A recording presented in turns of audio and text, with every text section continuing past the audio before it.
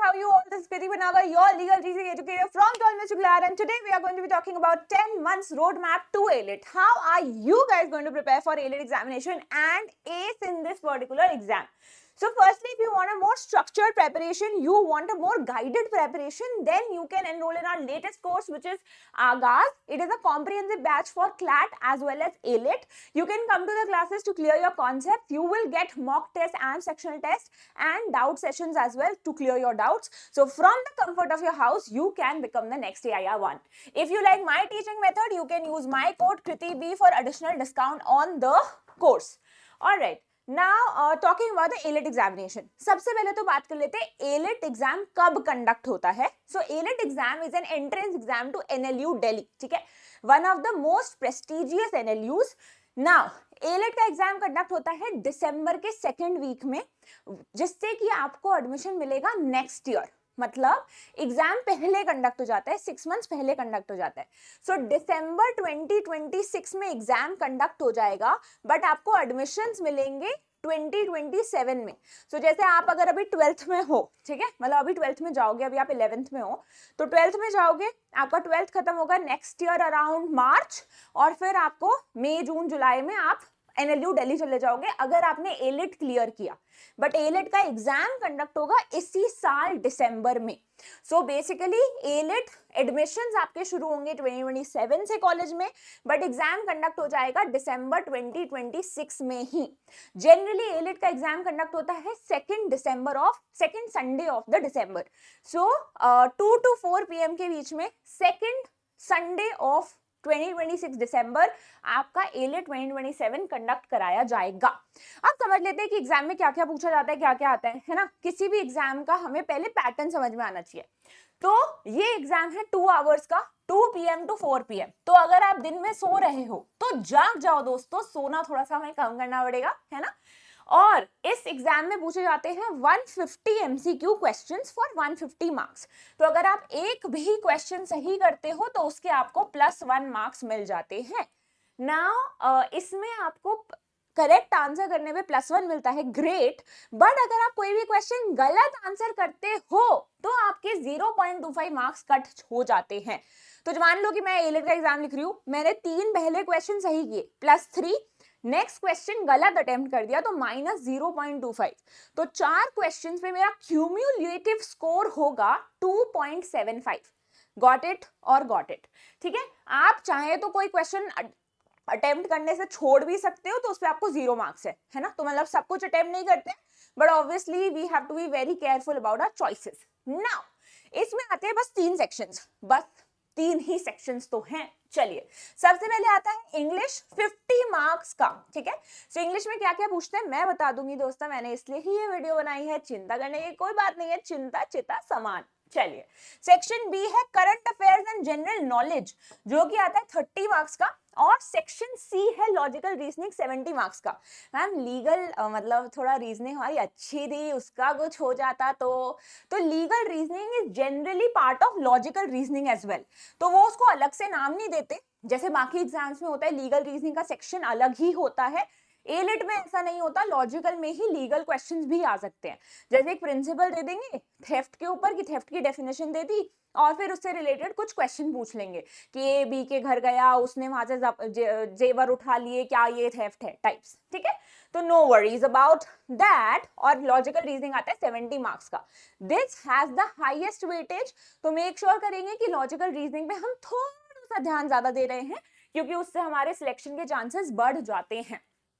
अब दोस्तों मेरी बात को आप ध्यान से सुनिएगा, सबसे इंपॉर्टेंट है कि आप फर्स्ट स्टेप क्या लोगे. सबसे पहले रेफर करोगे PYQs. PYQ मतलब प्रीवियस ईयर क्वेश्चन पेपर. जिंदगी में एक चीज याद रखना, आप कोई भी एग्जाम दो, आप आगे जाके UPSC दोगे, कुछ और दोगे, गेट शेट दोगे, बट ऑलवेज, मतलब आप नहीं दोगे, कोई भी देगा, तो ऑलवेज फर्स्ट सी कि क्वेश्चन पेपर में क्या आता है. और ये देखने के लिए हमें क्वेश्चन पेपर देखना चाहिए. ठीक है, अब मैम AILET के क्वेश्चन पेपर PYQ कहाँ मिलेंगे ये भी बता दीजिए. तो NLU दिल्ली की ऑफिशियल वेबसाइट से आप डाउनलोड कर सकते हो AILET के क्वेश्चन पेपर. 2008 या 2011 से आई थिंक उन्होंने सारे क्वेश्चन पेपर डाल रखे हैं. तो आप सारे क्वेश्चन पेपर का PDF डाउनलोड कर लो, एक ही PDF है. और सबसे पहले आप देखो latest question paper, then second latest, then third latest, and मतलब पहले आप बस 3 पिछले साल के क्वेश्चन पेपर देख लो टू अंडरस्टैंड कि किस टाइप के क्वेश्चंस आएंगे और क्या क्या पूछा जाएगा, है ना। हम समझ तो गए कि कितने नंबर कितने सेक्शन को दिए जाएंगे, बट उसमें भी क्या क्वेश्चंस आते हैं वो PYQ आपको बहुत ढंग से समझ में आ जाएगा। अब एक बार आपको वो समझ में आ जाएगा तो आपको समझ में आ जाएगा कि आपको कौन से सेक्शन पे सबसे ज्यादा वर्क करना है। मैम मैं तो वो स्टूडेंट हूँ जिसको सारे सेक्शन पे वर्क करना है, तो कोई बात नहीं बेटा, उनके भी वर्क करा देंगे, कोई दिक्कत की बात नहीं है। तो सबसे पहले हम इंग्लिश सेक्शन की बात करते हैं, किस टाइप के क्वेश्चन पूछे जाते हैं। रीडिंग कॉम्प्रिहेंशन क्वेश्चन आ सकते हैं, ठीक है, छोटे छोटे आते हैं, बहुत ज्यादा लंबे नहीं आते, PYQ से आप समझ जाओगे। वोकैब रिलेटेड क्वेश्चंस आते हैं, थोड़ा सा इंग्लिश का लेवल ये लोग हाई रखते हैं। ग्रामर बेस्ड रीजनिंग क्वेश्चंस आ सकते हैं, इन्फरेंस बेस्ड RCs आते हैं, मतलब रीडिंग कॉम्प्रिहेंशन। वोकैबुलरी पे हम कैसे काम करेंगे, एक बुक आती है वर्ड पावर मेड इजी, आप उसको पढ़ सकते हो, रोज 20 मिनट भी पढ़ोगे वोकैब अच्छी हो जाएगी। साथ साथ आप न्यूज़पेपर रीडिंग करोगे ताकि आपकी वोकैबुलरी बहुत ही बढ़िया होती रहे। हिंदू एडिटोरियल के आप नोट्स भी बनाओगे, this will help you in your understanding passages, understanding comprehension. मतलब ये पूरा पैसेज बेस्ड नहीं आता, 10-12 क्वेश्चन पैसेज के ऊपर आ सकते हैं, रीडिंग कॉम्प्रिहेंशन आ सकते हैं, बाकी ग्रामर रिलेटेड क्वेश्चंस आते हैं, ठीक है। तो ग्रामर रिलेटेड में para jumble, sentence correction, idiom phrases, analogy questions, statement 1 statement 2 type related questions आपको इंग्लिश में पूछे जा सकते हैं, ठीक है। Now GK section, GK generally mix आता है करंट अफेयर्स और जीके का, स्टैटिक जीके का, बट करंट अफेयर से रिलेटेड ही स्टैटिक जीके वो लोग आपसे पूछते हैं। तो आप स्टैटिक जीके के लिए कौन सी बुक रेफर करोगे, Lucent GK, history, polity, geography, science के लिए।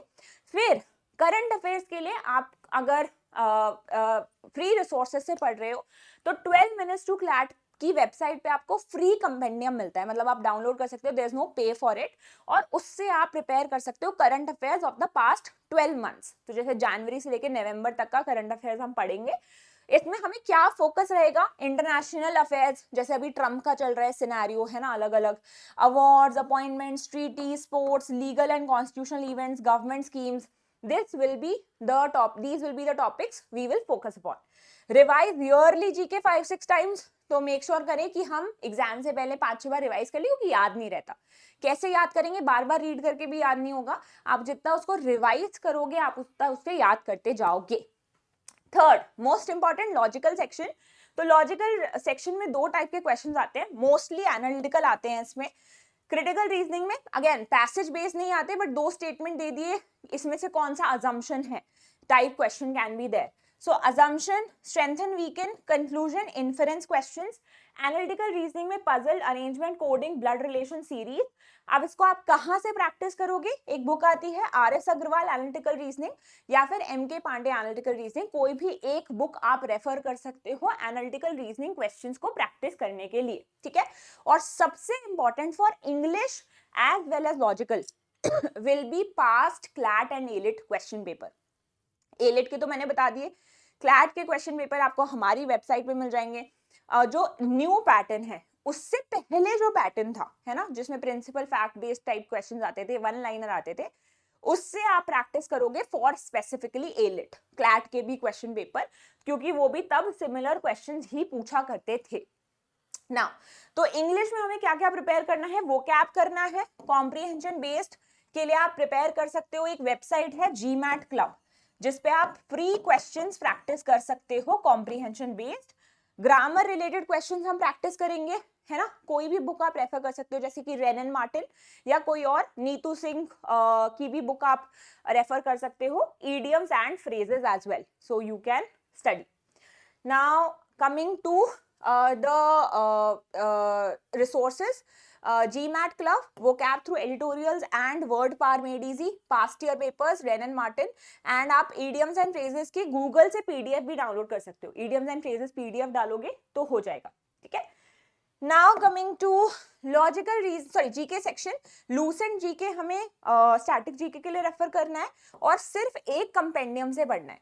इसके साथ साथ डेली न्यूज़पेपर तो हम करते ही रहेंगे, of course newspaper takes a lot of time, so आपको कंसाइज मैटर में कंपेंडियम के थ्रू पढ़ लोगे। देखो किसी भी कंपेंडियम से पढ़ो, डजंट मैटर, बट एक से ही पढ़ो। जब आप 4 कंपेंडियम से पढ़ते हो तो it is too much, for a student. Now coming to logical reasoning. So analytical reasoning में direction test, clock, calendar, coding, decoding, blood relation, arrangement, syllogism series. Legal reasoning के प्रिंसिपल फैक्ट बेस्ड क्वेश्चन कहाँ से practice करोगे आप? PYQ से करोगे, CLAT और elite के, है ना, जो क्लैट के प्रीवियस ईयर क्वेश्चन थे जो पुराने पैटर्न पे बेस्ड थे. और क्रिटिकल रीजनिंग में आप स्ट्रेंथन, वीकेंड, टोन और अजम्पशन. अगेन ये कहाँ से प्रैक्टिस करोगे? जीमैट क्लब से प्रैक्टिस कर सकते हो. Analytical reasoning by R S. Agarwal, M K. Pandey से भी प्रैक्टिस कर सकते हो. ठीक है. और अगर आप कोर्स में एनरोल्ड हो तो मेरी क्लासेस में तो आपको लीगल के पीडीएफ मिलेंगे ही विद प्रैक्टिस क्वेश्चंस. नाउ सबसे ज्यादा जो इंपॉर्टेंट रहेगा through out your preparation will be मॉक्स. Make sure कि आप वीक में वंस एलिट का मॉक दो टू अंडरस्टैंड कि कहाँ गलती हो रही है, क्या ठीक कर सकते हैं और कहाँ पे क्या क्या चेंजेस करने हैं. ठीक है. Now lastly guys, thank you so much and I shall see you in another session. Hope this was helpful. अगर अभी भी कोई डाउट है elite related, comment down below and I will definitely get back to you. Alright guys, bye bye, take care.